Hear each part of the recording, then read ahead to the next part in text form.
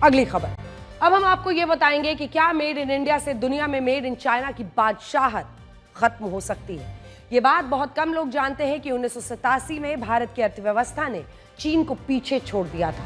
उस समय भारत की अर्थव्यवस्था 23,20,000 करोड़ रुपए की हो गई थी और चीन की अर्थव्यवस्था 22,70,000 करोड़ रुपए की थी। लेकिन इसके बाद चीन की अर्थव्यवस्था भारत से बहुत आगे निकल गई, जबकि भारत की अर्थव्यवस्था इसी दौर में लगातार संघर्ष करती रही। ऐसा इसलिए हुआ क्योंकि उस दौर में भारत जातिगत राजनीति में फंसा हुआ था और हमारे देश में मंडल आयोग की सिफारिशों को लेकर टकराव हो रहा था, जबकि चीन की सरकार मेड इन चाइना के एक बड़े मिशन पर काम कर रही थी। उस जमाने में भारत चीन से आगे होते हुए भी पिछड़ गया और चीन मैन्युफैक्चरिंग का ग्लोबल हब बन गया।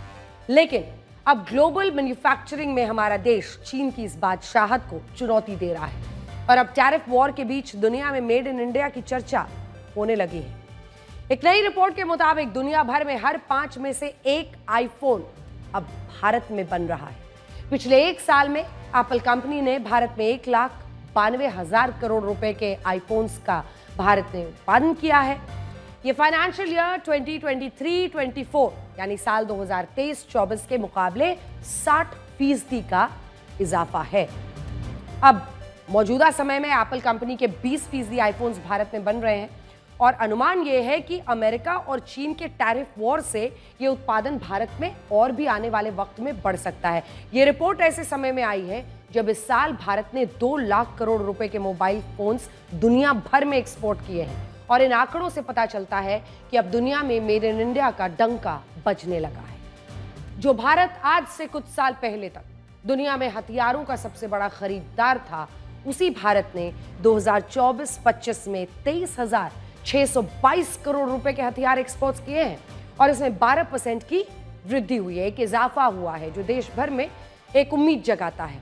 आज दुनिया के कई देश भारत में बने हथियारों को खरीदने के लिए सरकार से बात कर रहे हैं और फ्रांस जैसा देश, आप सोचिए, भारत में बने पिनाका रॉकेट सिस्टम को खरीदना चाहता है। और यहां बात सिर्फ हथियारों और मोबाइल फोन के उत्पादन की नहीं है। भारत ने जो वंदे भारत ट्रेन बनाई है, उसे खरीदने के लिए कनाडा और मलेशिया समेत कई देशों ने हमारी सरकार से बात की है।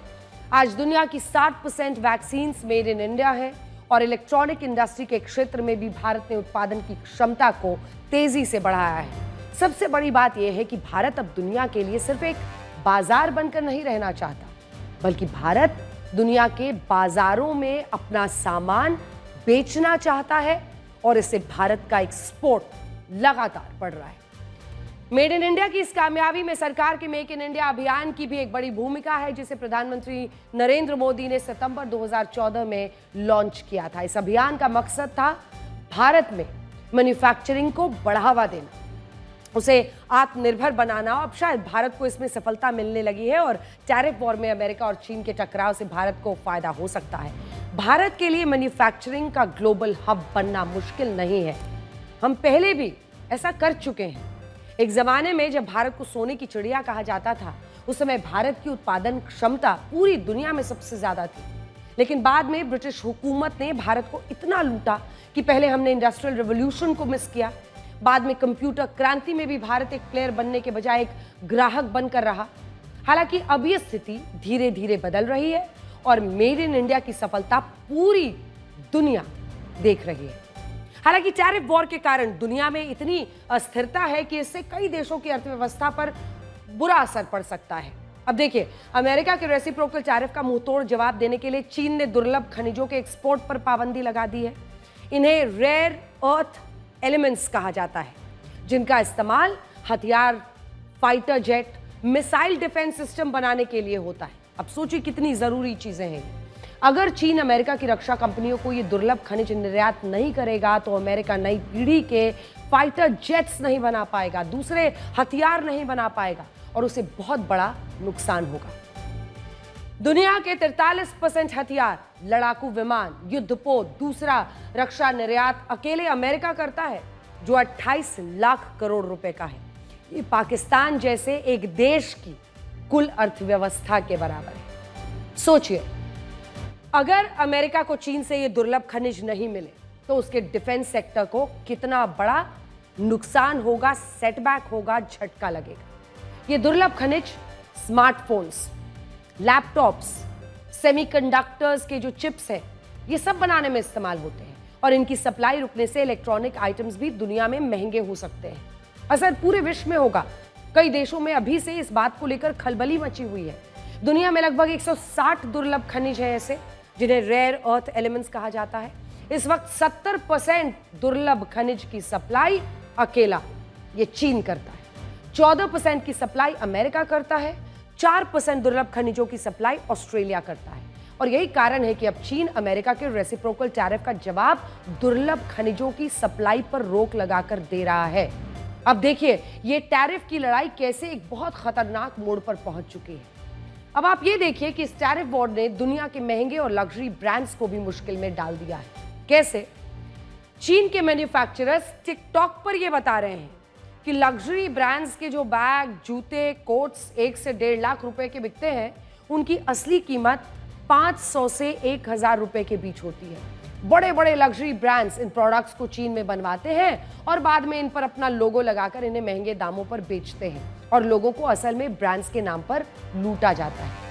अब देखिए, ऐसा माना जा रहा है कि टिकटॉक पर तरह तरह का प्रोपेगेंडा भी चलाया जा रहा है, मीम्स बनाई जा रही हैं चीन की तरफ से, क्योंकि वो बदला लेना चाहते हैं। अमेरिका ने जो पाबंदियां लगाई है, जो रेसिप्रोकल टैरिफ्स में इजाफा किया है, उसके दबाव में आकर इस तरह की मीम्स खूब वायरल की जा रही हैं और पूरे चीन में, और जाहिर तौर पर चीन में जो इस वक्त मौजूदा सरकार है वो इस बात से खुश हो रही होगी और ये प्रोपेगेंडा चीन को सूट भी करता है। लेकिन इसकी सच्चाई, इसकी प्रामाणिकता देखनी होगी।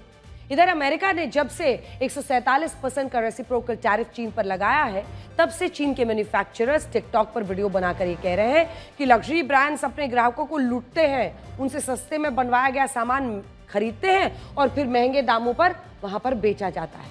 लेकिन अब लोग चाहें तो वो चीन के मैन्युफैक्चरर्स से सीधे सामान को खरीद सकते हैं, अपने पैसे बचा सकते हैं। अब देखिए, ये चीन की पूरी तैयारी है। तैयारी इस बात को लेकर कि रेसिप्रोकल टैरिफ्स लगने के बाद जो सेटबैक उसे लग रहा है, उसमें वो क्या करे। अब याद रखिए, ये चीन का प्रोपेगेंडा भी हो सकता है, क्योंकि इस तरह के प्रोपेगेंडा वॉर में चीन बहुत महारत हासिल रखता है। अगर आप भी ऐसा सोचते हैं कि ये टैरिफ वॉर कुछ देशों के बीच लड़ा जा रहा है और आप पर इसका कोई असर नहीं होगा, तो आप गलत सोच रहे हैं। आज आपको 1932 के ग्रेट डिप्रेशन को याद रखना चाहिए। उस वक्त अमेरिका आर्थिक संकट से गुजर रहा था। इस सब के बीच उसने दूसरे देशों से इंपोर्ट होने वाले 20,000 प्रोडक्ट्स पर टैक्स बढ़ा दिया था, इसी तरह से जैसा कि आज डोनाल्ड ट्रंप की सरकार ने किया है। इस फैसले का जवाब बहुत सारे देशों ने अमेरिका के सामान पर टैक्स बढ़ा कर दिया था, जिससे अमेरिका का एक्सपोर्ट जो है वो 28 से 32% तक कम हो गया और ग्रेट डिप्रेशन के कारण सिर्फ अमेरिका में 1,28,00,000 लोगों की नौकरियां चली गई थी। और अब भी अमेरिका और दूसरे देशों में ऐसे ही हालात बन सकते हैं। आज अमेरिका के राष्ट्रपति डोनाल्ड ट्रंप को यह तय करना होगा कि वो टैरिफ वॉर को कहां तक लेकर जाएंगे और क्या वो अमेरिका को मंदी की तरफ ले जा रहे हैं, जिससे दुनिया के देशों की अर्थव्यवस्था भी प्रभावित हो सकती है।